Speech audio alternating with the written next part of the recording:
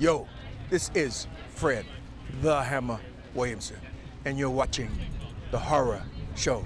If you like horror shows, I mean, this is the show to watch, but if you don't like it, go watch something else. But if you like it, watch the horror show. Understand that? Ciao.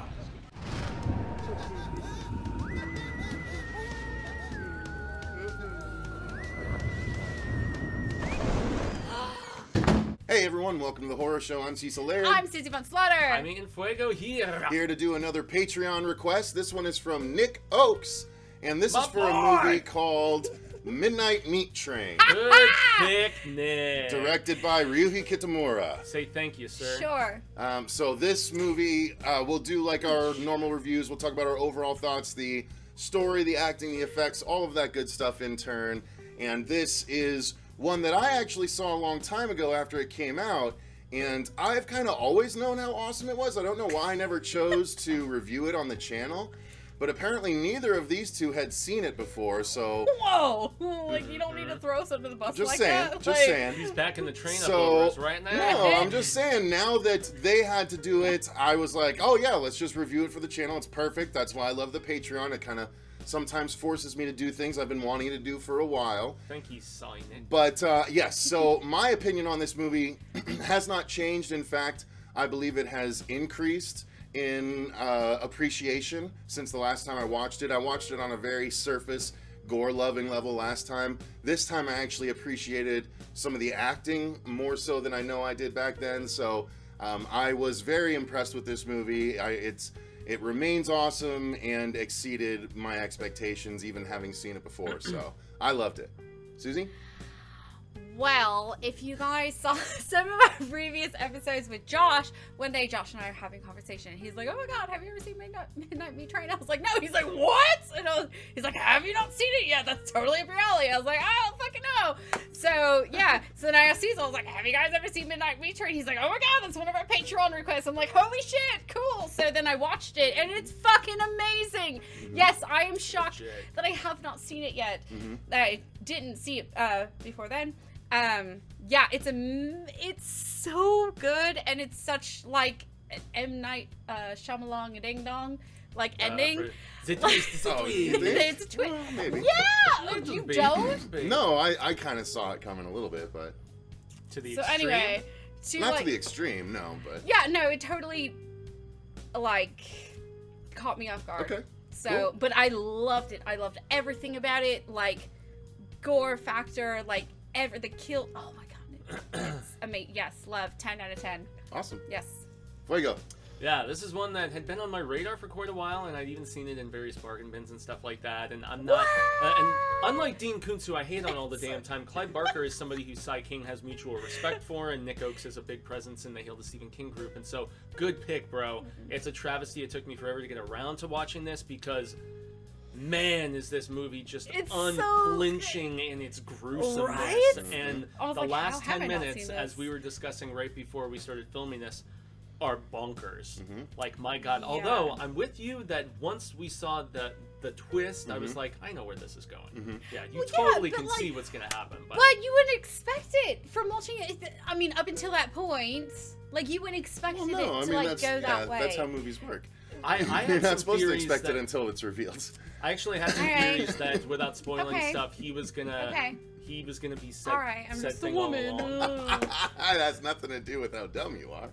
What? I'm just kidding. Shots I'm fired. just kidding. One thing I will say Come though on. is I actually You know that we joke that way. He knows he's gonna get shanked later. He knows because we're on camera and people can see this. We're playing And there's nice another right person now. in the room. He thinks he's safe, and that's adorable. Yes. But we are going to North Carolina, my friend. Nothing is safe. We'll be in a different state. She's just gonna kill him on our way Different back. states. Kill me in a different zip code and it's okay? Don't matter. It never happens. Codes. Different zip I see. codes, different area code, never happened. Gotcha. I Yeah. understand. Never happened. You subscribe to that rule. Okay, Yep. fair enough. Fair enough. But Yeah. yeah, this movie is it's grisly, great performances, and it's lame that it took me as long as it did to jump on that train, sir. Midnight Meat Train? Jump on the Midnight Meat Train. He's here all week, thanks. Well, and now I want to read the source material from the Books of Blood because it's from the first volume from like 84, 85, something like that. So. Yeah, I'd be interested too as well. And this movie, so I mean, let's just since we all know our overall thoughts, we loved it. The story is I'm guessing probably a bigger portion of you than we might think have not seen it. I mean, 2/3 of us hadn't seen it before now, so I wonder if the ratio is the same for the audience. And so the story, since you probably don't know, is about a photographer played by a very young post-alias, but very young still, Bradley Cooper. Post-Wet Hot.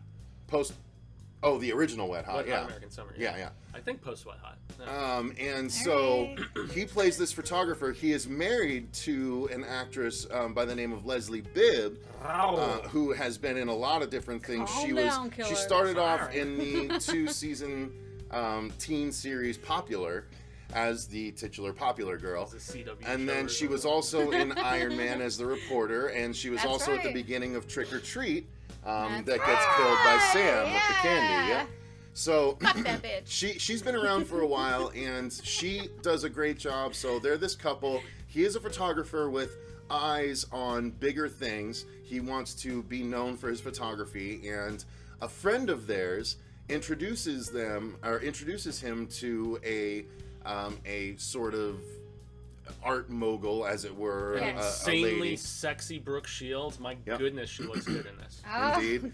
And so she said, you know, your pictures are good, but you stop short of the really interesting stuff, because he goes out and he photographs at night in New York really late, and he's like listening to the police band, like for stories and shit. And he gets pictures even of dead bodies, but nonetheless, she's like, you know, what you get is interesting, but I want to know the story behind it. I want to know more. So next time you want to leave, stay and see what happens and get those pictures. And so he goes out and he sees these creepy guys, these obvious thugs, that are going down into the subway, and he follows them to see what happens next, rather than just being satisfied with this picture of them on the street. And they harass this woman, and he takes photos and actually stops them from harassing her. And then cleverly done, by the way, that he does it. He watches her go all the way into the subway car, and she's, you know, the door is held by a random guy. And the next morning, it turns out he sees an article where she's been killed. Right, because she's not just some random person; she's actually a famous model. Right. Okay. Yes. And so he has to try and figure out what's going on, and so he goes back and starts to realize that the man that he saw letting the girl onto the train is there quite a bit, and he's riding the same train with regularity that starts like after 2 a.m., even though the movie's called The Midnight Meat Train. Doesn't really matter. It's a semantic that bothered me when I watched it, but it doesn't matter. It's beside the point. But anyway, so basically Vinnie Jones rides the train. Former football star. He is this man, big, burly, beefy, scary Vinnie Jones, is this essentially psychopathic man that wears a suit, he's completely silent, and he carries a massive, basically, butcher's hammer. Oh, and I love when you find out why he's silent. And he... Yeah! It's all good. There's so many good plot points in this movie. And so he basically, Vinny kills people on this particular train and brutalizes them in horrifying ways, and even, you know, you find out hangs them up like meat.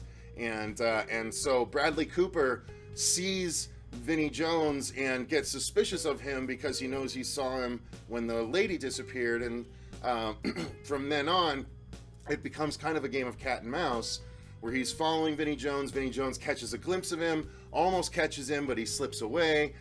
But the more and more deep that Bradley Cooper gets, the unfortunately more and more involved that he gets as well. He gets obsessive, problems with the girlfriend. Well, it's because those shots that he initially did, when he had another meeting with Brooke Shields, and she loved them.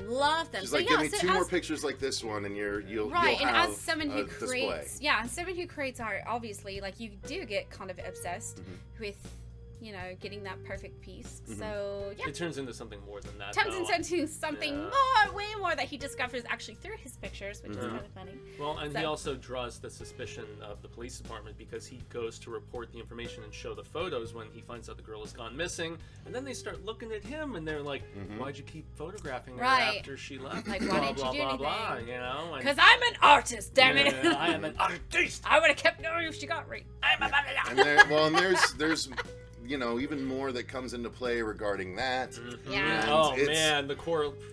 It's that's There's the so thing. much going on in this movie. We don't want to spoil anything, No, you we guys, don't, so we don't, we're 'cause we being very really want you to careful. watch it. But there are twists and turns, and the direction of Ryuhei Kitamura, this is very much an indicator of what you're going to get when you watch his movies, except for the one that sort of ended the Godzilla series proper. He did Godzilla Final Wars in, I think, 2004. And then he moved on to doing, you know, movies in America and things like that. And Midnight Meat Train was one. No One Lives was one. You've sung his praises for a while to me. I have. No One Lives is one of our earliest reviews on the channel, starring Luke Evans. And that was the first Ryuhei Kitamura movie that we did on the channel. And that one was supremely gory. And this one is supremely gory from jump. Yeah, Like, it it is. wasn't as gory, but it's still, I mean, decent. I mean, pretty There good. was enough. There was enough. But the gore, I think, actually looked a little silly in Downrange compared to what we get here. This gore actually looks really good. There's a few CGI bits that you can see that they're dated, but I Yeah. mean, aside from that, I mean, man, some of the practical, like severed heads and stuff. I mean, damn, dude, this Oh my movie God. is. Well, and when we get to the cinematography, Yeah, there's a lot I want to have talk a lot about. to talk about. Yeah. Yeah. But So, the performances. well, I mean, overall story. How did you guys? I loved how the story played out. It was surprising. I loved it. How did you guys? Yeah, I totally agree. I was not I was not expecting that to happen, like, at all. So it was, but even though it took a surprising turn, I was so happy with the ending because it's like I was telling you earlier, like it reminded me of something out of Cabin in the Woods, like completely. You were not expecting it at all, Okay. and I thought it was executed perfectly. So Fuego? yeah, since we're all singing the praises, and since I can only echo what they've said, the only time where I felt like I kind of tropey was where, you know, the friction with the girlfriend, and he's becoming obsessed with finding persons he's See, I trailing actually and thought stuff, that and- scene was really, really good. I thought that was actually very well acted. But then when the friend and her start going to investigate as well, Well, yeah, and all okay. that, I mean, some of that stuff I've seen in lots of different detective movies and whatnot. But I mean, it was all done very, very well. This is me, as I often say, grasping for straws, trying to think of something to balance things out. But stop it. this is a really, really tightly scripted and brutal film. You know, and I mean, very well paced and great performances. It doesn't really drag at all. You know, very tight scripting, tight and nasty. It doesn't drag at all. Is Tight what and Jaime nasty. meant to say. Search So- tight, nasty, and Midnight Meat Train. See what you get my on the God. internet. Don't. Do it. So Where's my dangerously. phone? Oh my God. I'm feeling lucky, Google. Bam. So let's get on to the acting. The acting I thought was great, starting with Bradley Cooper. Oh. I thought he did an amazing job still for being as young as he was in the scene. He looks really young. But one scene in particular, when that friction starts to take place between him and Leslie Bibb, she comes home and sees kind of how obsessive he's gotten with photographs all over the house and stuff like that. And she basically begs him to stop and is like, you know, please shoot something that you love rather than, you know, this. You know, this isn't healthy. And he's like, well, I love you. And so she's like, well, shoot me. Yeah, that's. And so he starts to try and shoot her. And every time that he pulls the shutter button, he gets a flash of like some of the horrible stuff that he's seen. And he's like trying to keep a smile, but he's like literally starting to stream tears because he's realizing that he's gone down this road and now he can't even see beauty anymore through the lens he used to. Which is something we didn't touch on because he starts having these weird premonition, dream, like nightmare sequences, and it is foreshadowing, to be honest, you know. But it's very effectively done. It really, really is. So I loved the acting, especially on his part. And I thought Leslie Bibb did a great job too, and of course Vinnie Jones. But what did you guys think of the acting? Personally, I am not a fan of Bradley Cooper. So that was little... You keep your turn in a second. So, yeah, I'm not a fan, usually. But yes, he does look extremely young in this movie. And I was all about it. Like, even though I hate him, you know, I was drawn in, even despite that fact. And I'm not a big fan of the girl either, but hey, they made it work. But Vinnie Jones was okay? Vinnie Jones was awesome. Okay. Like, he was great. I love that. She's gonna love her countrymen. Well, fuck. Okay. Jaime. Yeah, you know, I am in the Susie camp where I don't particularly like Bradley Cooper very much. What you giving me shit for then? No. That's why I was like, no, me neither. I was like, I was doubling down with, you know, Limitless. And, He's doubling down. You know, the stuff he did with David O. Russell or whatever. Sure, whatever. Okay. Yeah, exactly. Silver Linings Playbook, all that crap. I don't like him in roles like that. But between this performance and, ironically, his performance in A Star Is Born, where he acted and directed this past year, not horror, but he cannot stop talking about it. He's a horror case in that movie. He's an effed up guy. It's great. Yeah, he impressed me. But really, Vinnie Jones is the selling point. Just the ominous presence, the menace. I mean, he sells it, dude. And I was wondering, I'm like, are they shooting him to make him look really tall? And then I looked, and he's like 6'2", and I was like, okay, yeah, he actually is a taller guy. So, you know, he's got that foreboding taller presence and stuff. I thought the supporting players were just okay, like the friend who hooks him up with the interview, the cop who's doing the investigation. They were all just okay enough. But really, the main three peeps, you know, Vinnie Jones, Girl from Hell Baby, and Popular and everything else. Sam's victim at the beginning of Trick or Treat, and you know, Cooper. They're all good. So yeah, acting was spot on. Now let's talk briefly about the cinematography, which I think he's a tremendous filmmaker, and so he knows how to direct a movie, Ryuhi. And whoever the cinematographer was, I wish I knew off the top of my head, but the filmmaking was tremendous. There was a couple of things that were so cool. There was a time during a final fight on the subway where the camera was literally circling around a particular subway car while the subway is flying down the tunnel, and so it's going along the side of one as you're seeing the final fight kind of walk or you know, happen, and then it like goes on the train and looks through the door as it goes around to the other side and then goes down again. That was really cool filmmaking. Another part was when a victim, I keep knocking those things down, like, when a victim of Vinnie Jones is trying to escape, and it's from her point of view, POV, as he like is on top, and like he brings the hammer down in the POV, and then the camera rolls away from the body and stops, and so you see like the now headless body right underneath Vinnie Jones. And then the camera like pans out from what was the mirror image of the eyeball of the head of the woman that was knocked off by Vinnie Jones. Like, it's so cool. Yeah, so that was good. what I was hoping to bring up. You beat me to it, sir. No, it's good. It's Ditto. Good. No, I mean, yeah, big time. It's done so well. I love it. Everything in the movie was from the kills in it, how graphic it gets, and then even the rawness of the movie when Bradley Cooper is out doing his photography. I loved it. I loved every part of it. Jaime. Yeah. I was like, how are we gonna pass the baton? No, the kill sequences were so slickly done with some of the camera spins and things like that. It felt like legit, like Matrix type, you know, for these kill scenes. No, it genuinely.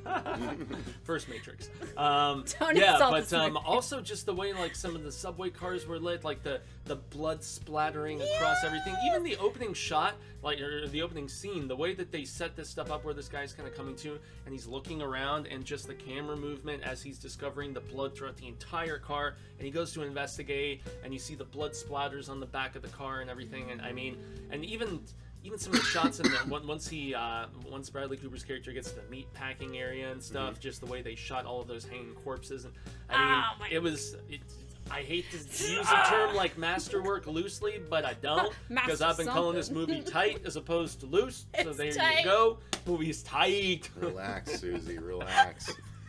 One thing about the cinematography is that it was actually used.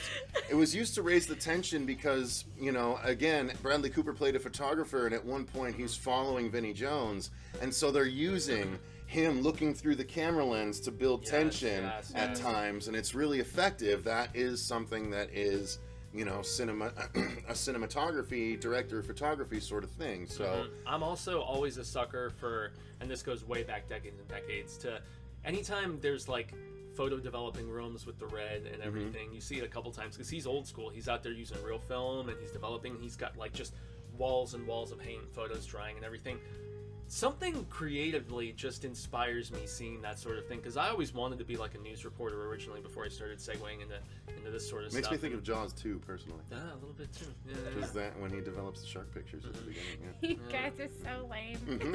Whatever. I'm just kidding. I'm just kidding. God. So, the gore. I mean, we mentioned it. There's copious amounts. What he said. There was. See, here's the thing. It is largely practical. There's mostly practical stuff, but they do start using some CGI enhancements at times. Which I don't even mind. That it was so worth it. Yeah, like obviously, yeah. There's a fun cameo from Ted Raimi. You're like. You guys know how I feel about CG, but like, I love practical, but like, no, this was so worth it for the CG. Well, it was tastefully incorporated. Yeah, it was. It really was. Like, obviously, it was more like the seasoning on top of the dish is supposed to be right. Like some of it, meat and gore are the ingredients. Obviously, it's like a suspension of belief, you know, whatever. Isn't most movies that? Suspension of disbelief. Disbelief. So, yeah, no, I hate CG, but it was done really well in this movie. I loved it. It was great to give me the full, like, experience of the killings. You know, it's pretty cool. Did you like I mean, you obviously like the practical, and the CG didn't take you out of it, in other words, No, practical didn't, or the CG did not take me out of it at all. Your thoughts on the effects? Dude, I have to, without spoiling things, when the curtain is pulled back further in the end of this movie, there's some really awesome like prosthetic and design and stuff, and it looks legit scary to me. I mean, I would make comparisons. Well, I guess I can't make comparisons without spoiling a little bit about it. It's something Tales from the Crypt related. One of the features from Tales from the Crypt is what this reminded me of. Guess but you guys are damn, gonna have to watch. Yeah, you're gonna have to. You have to watch this movie, and I'm so glad that Nick Oakes, you know, my dude from Hale, was the one who requested this. I am ashamed that I good haven't taste, seen my it. friend. I didn't see it until now. Yeah, I'm actually curious if Nick has read the short story this is based on. So I know Luini has. Well, I think that's pretty much as we should go into on this. Yeah. There is a really funny action beat that I wish I could go into, but it would be a little spoilery. Thank you. Now I'm trying to remember what it is because I watched this like 2 weeks ago now. It involved a body part being used. Yup, yup. So, yeah, it's anyway, that's gonna do it for our Patreon requested review. Thank you, Nick Oakes. Thank you. Of Midnight Meat Train. Yeah. Written originally by Clive Barker, adapted to the screen by someone else, I'm sure, and directed by Ryuhei Kitamura. So, guys, it is very, very, very worth your time. It is an excellent, gory. It is everything a horror movie should be. V is for very. And so much fun, intriguing, tense, and I couldn't point to a real slow moment, could you guys? No. Not so much. No. I mean, there's not much you can say about it other than that. So, thank you guys very much for watching. If you want to support the channel via Patreon, the link to that is in the description box down below. If you can't afford to, or just plain don't want to support us monetarily like that is fine too. You can always support us. Sure it is. You can always support us just by liking the video and subscribing to the channel and coming back to watch more. And ringing our bell. That's free, right? Ring our bell. So, yes, ring our bell. We greatly appreciate it. Until next time, though, I've been Cecil Laird. I've been pining Fuego. I didn't sing anything, but that's it. And remember, stay scared.